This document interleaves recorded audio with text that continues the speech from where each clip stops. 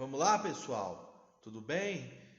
A gente estava falando justamente do início do processo expansionista, né, da Alemanha nazista, tá? Falamos ali da Guerra Civil, da participação da Alemanha na Guerra Civil Espanhola.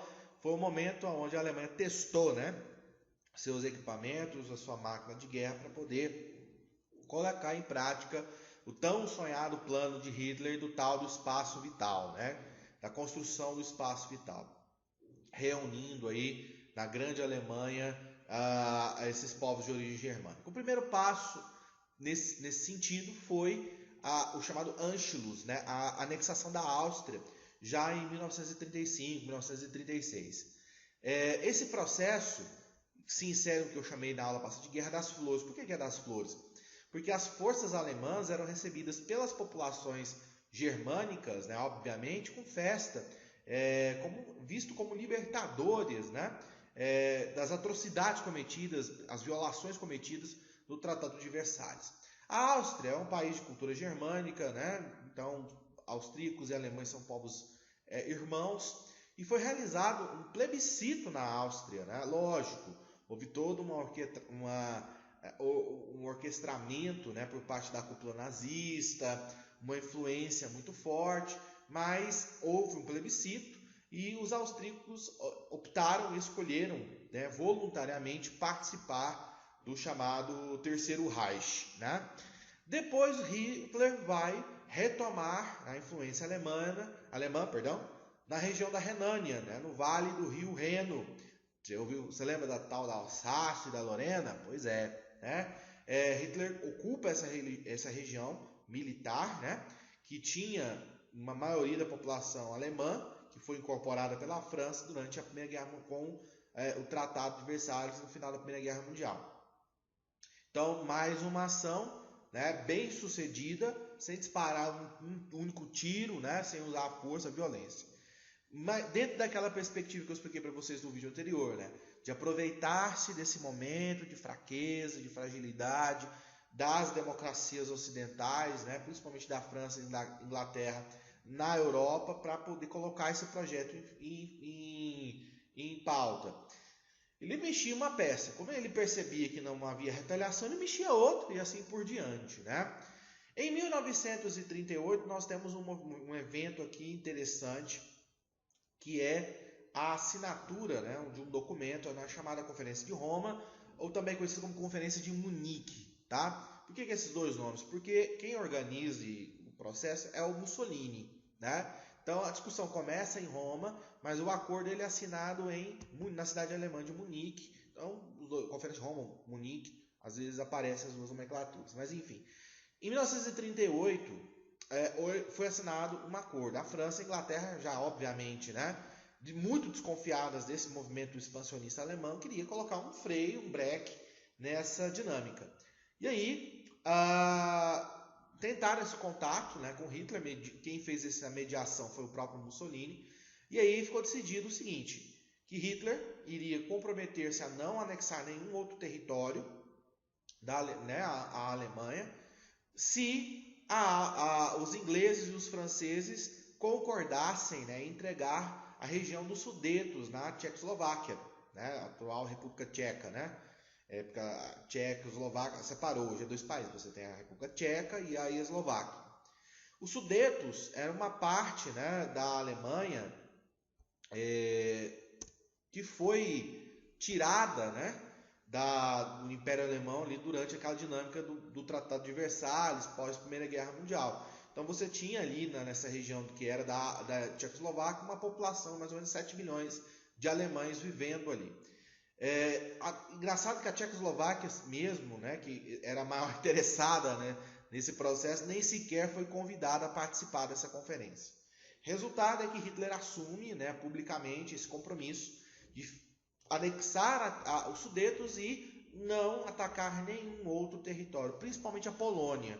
E aí eu vou explicar por que dessa questão da Polônia aqui para vocês, tá?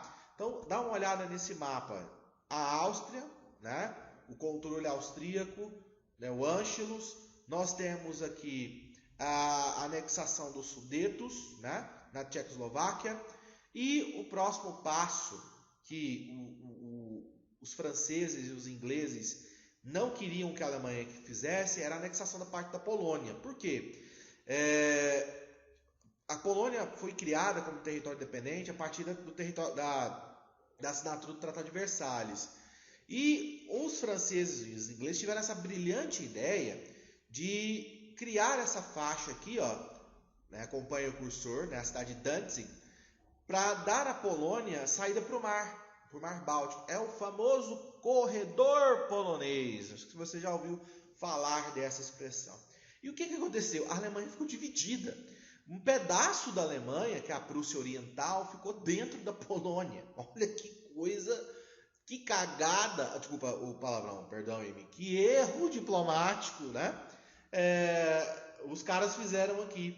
Então Hitler jurou, né, com todos os seus discursos, todo o seu processo, no Mein Kampf, reunificar a Alemanha, recuperar o controle sobre a Prússia Oriental, né?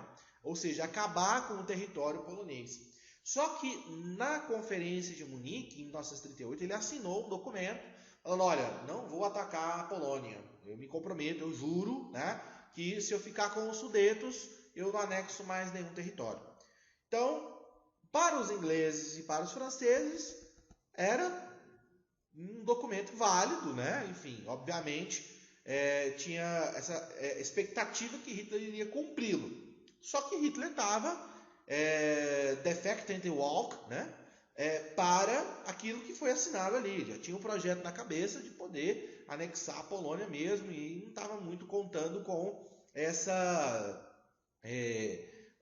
com que a França e a Inglaterra iria achar. Aqui nós temos uma fotografia do Neville Chamberlain, né, que era o primeiro-ministro da Inglaterra nesse momento da assinatura da Conferência de Munique, né? Depois ele foi substituído pelo Churchill, que é o cara, o sujeito dentro da direita que eu admiro demais, né? Que o Winston Churchill, inclusive tem uma cinebiografia que foi feita recentemente sobre ele, muito boa. Fica aí a dica do filme, né? Acho que, se eu não me engano, é A Hora Mais Sombria. Depois eu passo para quem tiver interesse aí o nome do filme certinho.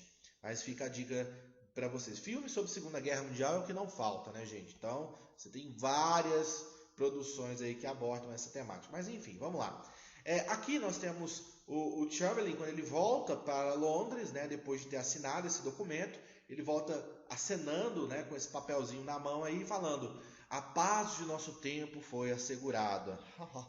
A Alemanha não iria cumprir nada do que está aí nessa determinação, né? Como eu disse para vocês, esse fato, né, de que a França e a Inglaterra queriam, né, evitar a guerra a qualquer custo, né, que as cicatrizes da destruição, né, de todas as mazelas provocadas pela Primeira Guerra Mundial ainda eram muito profundas, muito sentidas dentro desses dois países, e eles fizeram essa política de panos quentes, e esse processo ficou conhecido como política de apaziguamento, né? Uma política que foi adotada no sentido de tentar evitar ao máximo a guerra. E Churchill, né, ainda não era primeiro-ministro da Inglaterra, mas era uma voz que falava sozinha no parlamento, falando: vocês estão loucos de negociar com Hitler, esse cara é um maluco, esse cara é perigoso, né? O fascismo não quer defender a democracia, o fascismo ele não quer o bem do Estado Democrático de Direito. Hitler, Mussolini e Stalin, né, são farinhas do mesmo saco, são ditadores, são pessoas antidemocráticas, mas ninguém dava ouvidos ao pobre do Churchill, né? Que ainda era uma voz, falava sozinha, não havia esse entendimento da opinião pública. Como eu disse, muitos europeus achavam que o Hitler estava pegando aquilo que era de direito da Alemanha, né? Até na América, Henry Ford, por exemplo, né, um notório norte-americano, fundador da Ford Motor Company, era um simpatizante do nazismo, cara. Tá? Então o nazismo e o fascismo ele tinha sim uma simpatia de vários setores, de várias partes da sociedade europeia. E para evitar esse confronto foi feita essa política de colocar panos quentes aí, né? de apaziguar as coisas para evitar uma nova guerra. Bom, por outro lado, como eu disse, que Hitler tinha consciência de que iria rasgar o tratado assinado na Conferência de Munique, sem saber, os ingleses e os franceses não sabiam dessa manobra, em segredo, Hitler envia o seu ministro, o chefe da diplomacia alemã, o Joachim Ribbentrop, para Moscou, para contactar o governo soviético para um acordo que originou o que a gente chama de Pacto de Não Agressão ou Pacto Ribbentrop-Molotov. Molotov é o nome do ministro do exterior, do Stalin nesse período aí. Qual que era a ideia? De que durante um período de 10 anos, nem a Alemanha atacasse a União Soviética e nem a União Soviética atacasse a Alemanha. E que os dois países, em 1939, invadiriam a Polônia e dividiriam ela ao meio. Para os soviéticos seria um processo de criar uma zona tampão, futuramente se houvesse um ataque alemão. E para os alemães essa ideia era interessante porque dava o tempo necessário para que os alemães atacassem seus inimigos no Ocidente. Hitler queria o quê? Devolver a humilhação da Primeira Guerra Mundial. Hitler queria mostrar para os ingleses e para os franceses que quem manda na Europa é a Alemanha. Então ele estava mais preocupado com isso, de resgatar essa grandeza, mais um erro estratégico que ele comete. Talvez se ele tivesse atacado de cara a União Soviética, ele receberia apoio tanto dos franceses como dos ingleses, dos Estados Unidos, do mundo inteiro, praticamente. Mas ele prefere atacar o Ocidente primeiro para depois atacar o Oriente, mas isso aí a gente vai falar em um outro momento. Então olha que coisa insana, nazistas e fascistas, e soviéticos, comunistas, dois regimes ideologicamente que se odeiam, que não tem nada de compatibilidade no ponto de vista ideológico, assinam um acordo de não agredir-se, de não entrar em guerra. Olha que coisa insana, Só que, lógico, o Stalin sabia que mais cedo ou mais tarde Hitler iria atacá-lo. Ele sabia disso. O que Stalin queria? Ganhar tempo. Ganhar tempo por quê? Porque na década de 30, o Stalin promoveu os chamados expurgos de Moscou, uma série de perseguições políticas dentro da Rússia, dentro do Partido Comunista e dentro do Exército Soviético. Então, muitos generais, comandantes, foram simplesmente fuzilados ou foram virar picolé na Sibéria. Então, o Exército Soviético ele era uma massa de soldados, mas sem comando. Então, o Stalin precisava fazer o quê? Reorganizar, ter tempo para reestabelecer as forças armadas para se proteger de uma futura invasão da Alemanha. Enquanto a Alemanha precisava desse tempo para poder subjugar a França e a Inglaterra, para poder atacar os soviéticos. Então, apesar de você ter uma aproximação entre os dois, é uma aproximação de interesses, é uma aproximação, não é porque eles possuem afinidades, mas possuem interesses em comum. Dá uma olhada aqui, é muito interessante, você tem várias charges, são muito utilizadas nas questões. Essa charge é interessante, Hitler diz para Stalin: boa piada, ninguém conhece as nossas intenções. É verdade, nem nós. Cada um com um punhal esperando a hora adequada de cravá-lo nas costas do oponente, Essa outra charge é maravilhosa. Olha que coisa linda. O casamento entre Hitler e Stalin.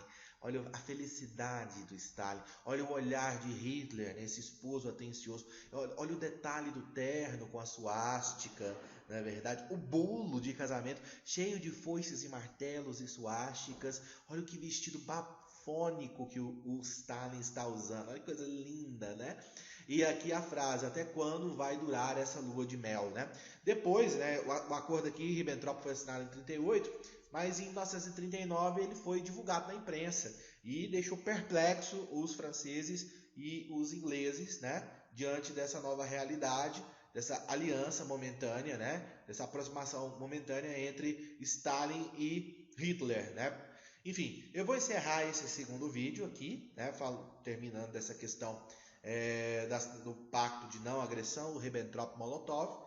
Qualquer dúvida, qualquer questão, é só fazer aquele velho sistema, mandando para mim no privado, lá no nosso momento de encontro semanal, que eu estarei à disposição de vocês para poder tirar as dúvidas. Beleza, meus garotos? Fiquem com Deus. Tchau, tchau.